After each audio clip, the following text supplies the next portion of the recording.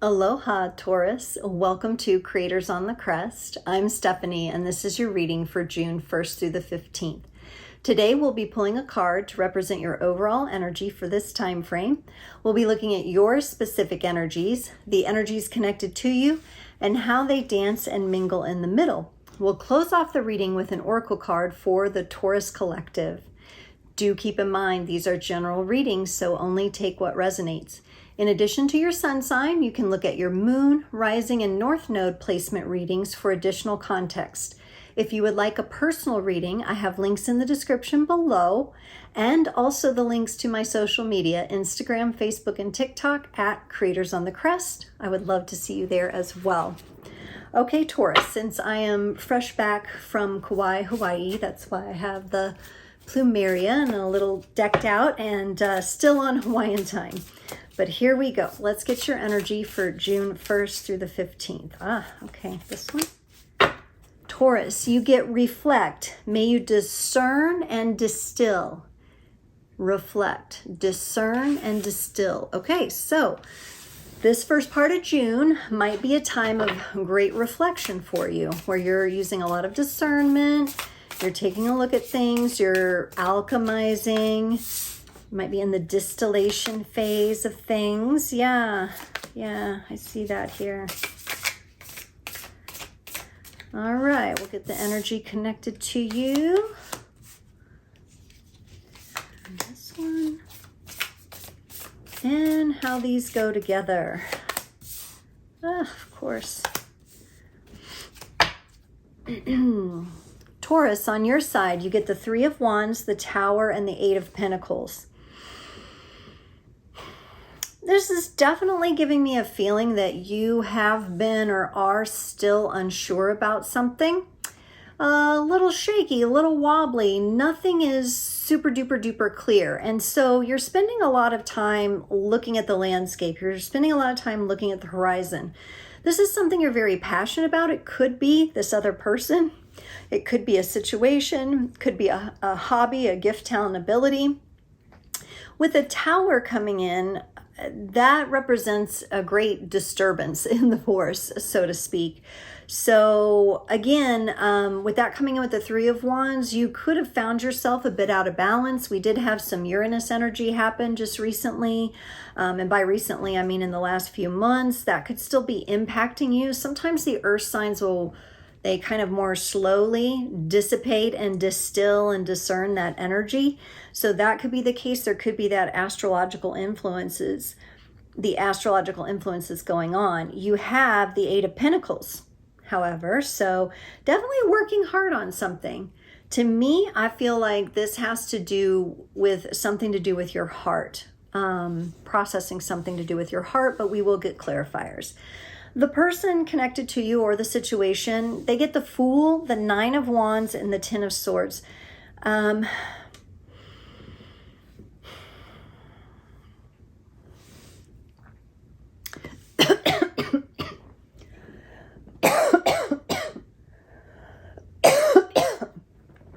Wow, this person's energy is coming through really strong.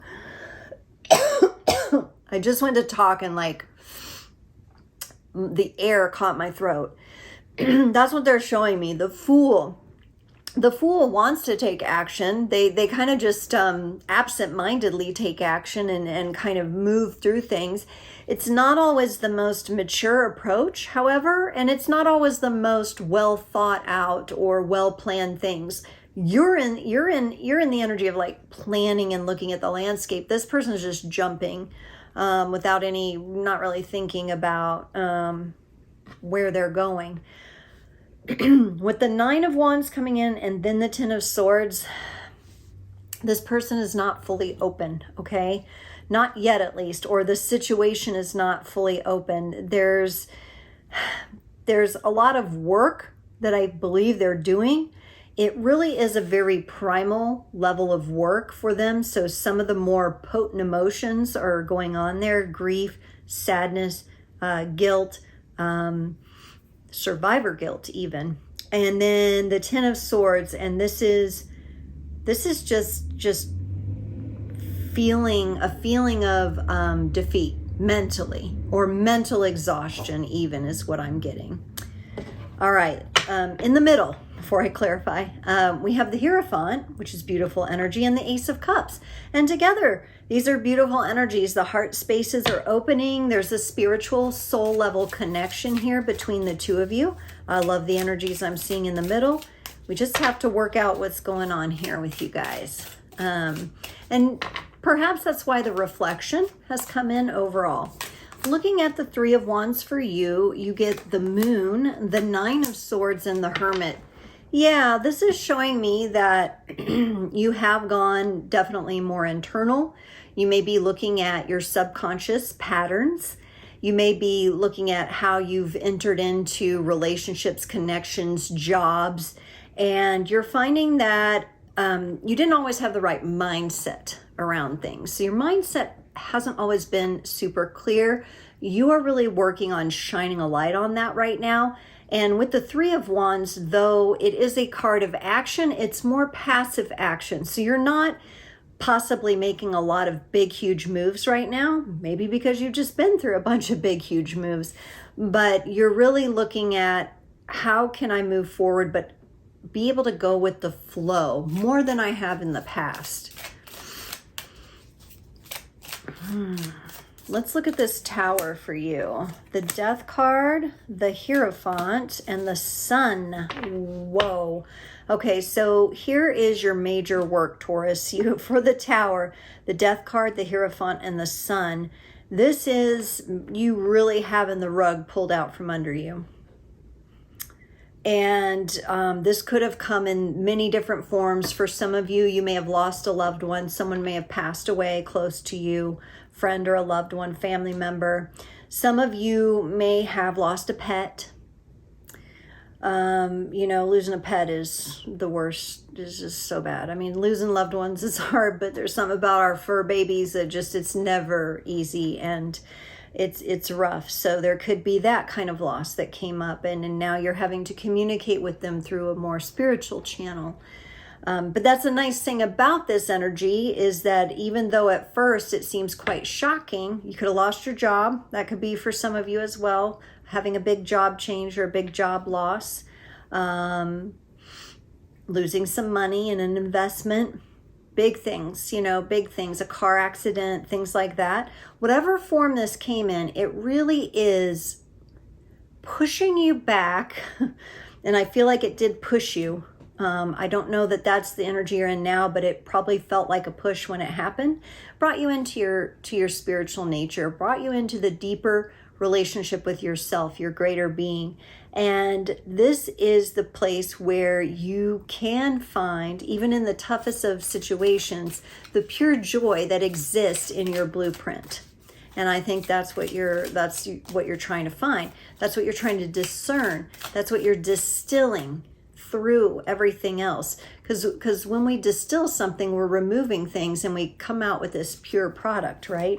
And that's what you're working on internally.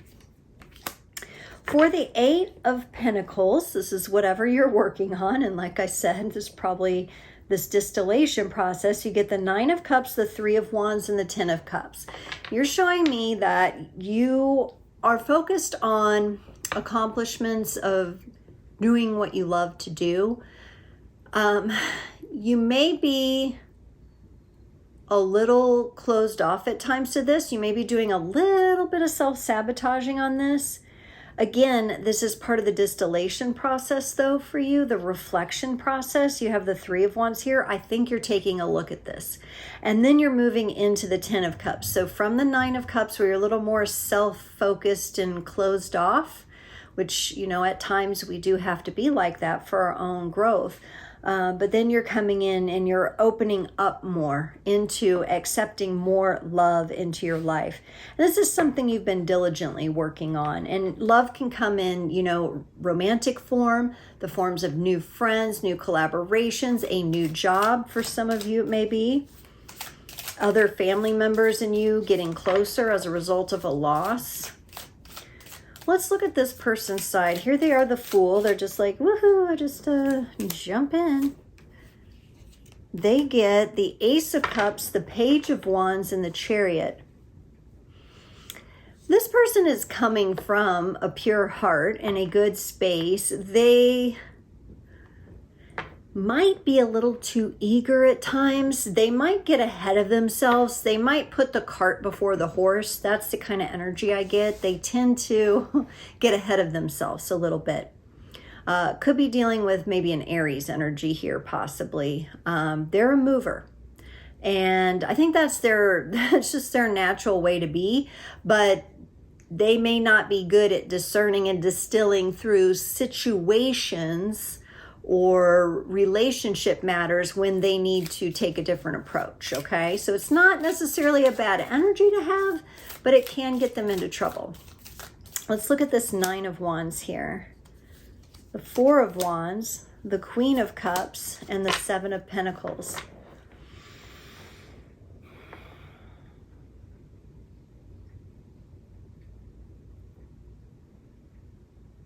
So at the root of whatever has been making this person stay in an energy where they're a little more closed off, it's like, to me, it feels like this person is going through almost like a sweat lodge kind of experience. In fact, in real life, a sweat lodge would be appropriate for them right now.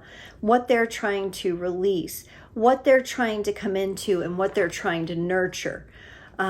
Because they get ahead of themselves and put themselves out of the zone with their own current energy, at times, I think sometimes they're missing their mark.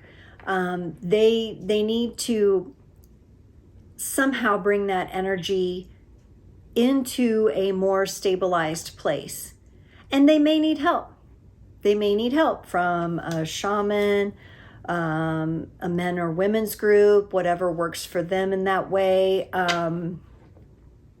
They may need help on this from what it looks like, because it's just, it kind of like, it's an aspect of their personality that they still need to develop. Let's look at the 10 of Swords for them. The Judgment card, the Ace of Swords, and the King of Cups.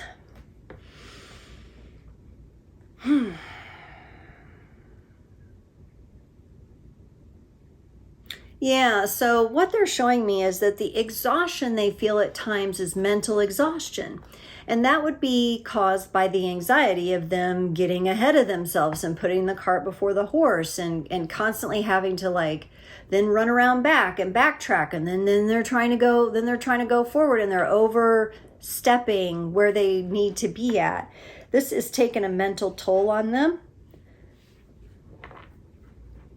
Their desire, though I think they're having a hard time with this, their desire is coming back into their heart space and really operating more from the heart space rather than the mental space, because it's the mental space that's putting them ahead. Always projecting into the future rather than being fully present. And they believe, and rightfully so, that the heart is going to be the way to balance that out. So I do think this person's going to need support, though. I do think they're going to need support. And roles could be reversed here, Taurus, so keep that in mind. It could be you who needs that. You will know who's who. Let's look at this energy in the middle here, the Hierophant. You're bringing in the 4 of Pentacles. They're bringing in the 10 of Wands.